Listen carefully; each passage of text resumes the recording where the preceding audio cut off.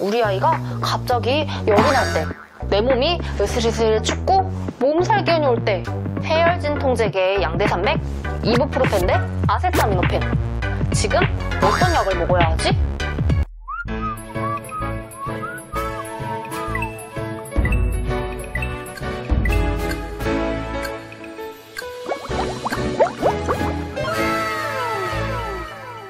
안녕하세요. 시기월드에 육아하는 엄마 약사 은희 약사입니다. 오늘 영상의 주제는 약국에 오시는 손님들이 가장 많이 찾는 일반 약, 바로 해열 진통제에 대해 얘기해 보겠습니다. 거기에는 성분도 종류도 다양하게 있지만 여러분들이 가장 쉽게 생각하는 해열 진통제는 바로 대표적으로 이부프로펜과 아세트아미노펜, 이 두 가지를 떠올리실 겁니다. 뭐 뻔한 해열 진통제, 그놈이 그놈인가?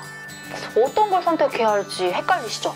그래서 은희 약사가 이 두 약의 용도, 사용 연령, 성별에 맞게 제대로 먹는 방법에 대해 알려드리겠습니다. 이부프로펜의 대표적인 일반 약으로는 브루펜이 있습니다. 정말 제가 생각해도 약 이름 하나는 진짜 잘 지었어요. 솔직히 약국 와서 다들 브루펜 계열 진통제 달라고 하지 이부프로펜 좀 주세요 라고 하시는 분들은 거의 없거든요. 뭐 한 100명 중 1명 있었나? 여러 증상의 진통 작용에도 쓰이지만 특히 여성들의 이 생리통약으로 정말 많이 사용되고 있습니다. 복용량은 성인 기준으로 했을 때 200에서 400ml, 하루 2, 3회 정도 복용을 합니다. 또한 이 브루펜 시럽은 유소와 해열제나 통증, 소염 목적으로 쓰이는 국민의약품입니다. 약국에서만 판매되는 어린이 해열제 시럽 중 가장 많이 팔리는 제품이에요. 알약을 못 먹는 아이들은 시럽을 복용하게 되는데 시럽제제의 경우 어른이 주는 만큼 먹게 되다 보니 잘못해서 과다 복용하지 않게 계량을 잘 해주셔야 합니다. 이런 경우를 대비해서 이 시럽병 뚜껑에 보면은 눈금이 아주 잘 그려져 있어요. 용량 계산을 하는 방법은 아이 몸무게 곱하기 0.4. 예를 들어 우리 아이 설아 몸무게가 10kg인데 이럴 경우에는 3ml씩 하루 3, 4번 먹이는 겁니다. 약효 지속 시간은 이 아세트아미노펜보다 조금 더 길게 작용하기 때문에 최소 6시간 이상 간격으로 먹이세요. 또한 사용 연령에 대해서 말하자면 이 이부프로펜 제제는 생후 만 6개월 이후부터 먹여야 한다는 것을 잊지 마세요. 이 부분은 저의 예전 영상 어린이 일반약 컨텐츠에서도 다룬 적이 있지만 과다 복용할 시에 신장과 심장에 부담이 가고 위장장애가 올 수 있기 때문에 아직 신장이 약한 6개월 미만의 아기들은 아세트아미노펜 계열 해열제를 먹여주셔야 합니다. 만약 6개월 이전의 아기에게 내가 실수로 잘못하고 이부프로펜 시럽을 먹였다 하더라도 너무 크게 불안해하실 필요는 없습니다. 제가 방금 말씀드린 기준은 과다 복용했을 시의 부작용이니까 너무 큰 걱정하지 마세요.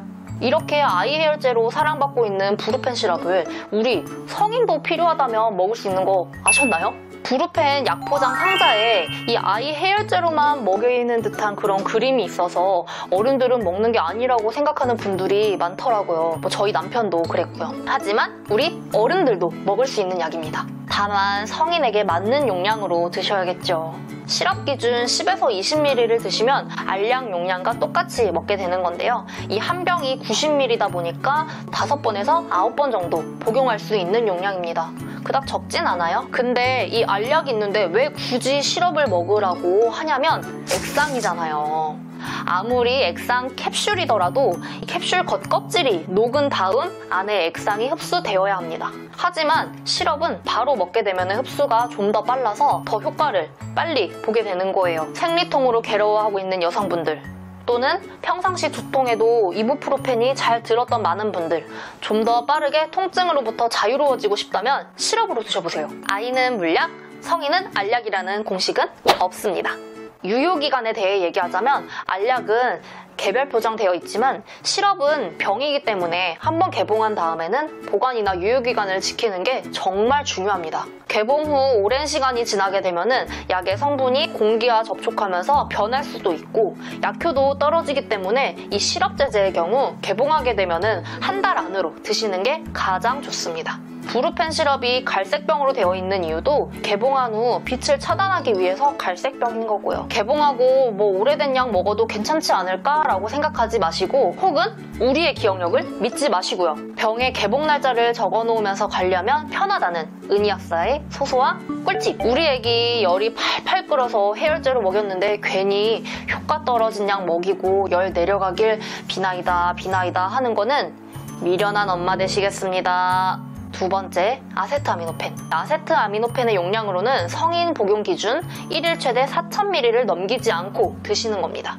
아세트아미노펜 역시 어린이 해열제로 시럽제가 나와 있는데요. 복용량은 이부프로펜과 똑같이 아이 몸무게 곱하기 0.4를 해주시면 됩니다. 아이가 20kg 나간다면 한 번에 8ml 정도 먹이는 겁니다. 해당 용량으로 하루 3, 4회 정도 먹이시고 시간 차이는 이부프로펜보다 조금 더 짧은 4시간에서 6시간 두세요. 또한 이 약은 가능한 짧은 기간 동안 최소 용량으로 복용하는 게 좋아요. 그 이유는 바로 간독성 때문인데요.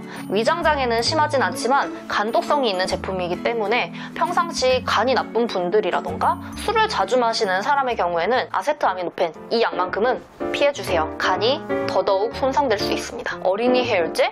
교차 복용. 아이를 가진 엄마라면 해열제 교차 복용은 다들 뭐 한 번쯤은 해보셨을 겁니다. 저 역시도 해봤고요. 성인에게도 유독 잘 듣는 진통제가 있듯이 아이들에게도 더 잘 맞는 해열제가 있습니다. 또한 이 두 가지 해열제의 작용 방식도 차이가 있기 때문에 열이 잘 안 떨어지는 아이는 해열제를 교차로 복용해주시는 거예요. 그렇기 때문에 아이가 있는 집이라면 두 가지 해열제 시럽 정도는 상비약으로 두시는 것을 추천합니다. 먹이는 방법은 이부프로펜 계열, 아세트아미노펜 계열 둘 중 하나를 먼저 먹고 2시간이 지나도 열이 잘 안 떨어지거나 여전히 힘들어하고 기운이 없어 보인다면 다른 한 가지를 먹여주세요. 설령 아직 해열제를 먹일 체온이 아니더라도 아이가 기운 없이 축 처져 있고 힘들어 한다면 먹여도 됩니다. 우리 어른들도 굳이 열이 없더라도 힘들고 아프고 지치면 해열 진통제 한 번쯤 먹듯이 아이들도 똑같이 힘들어하고 축 처져 있는 기운 없는 모습 보이면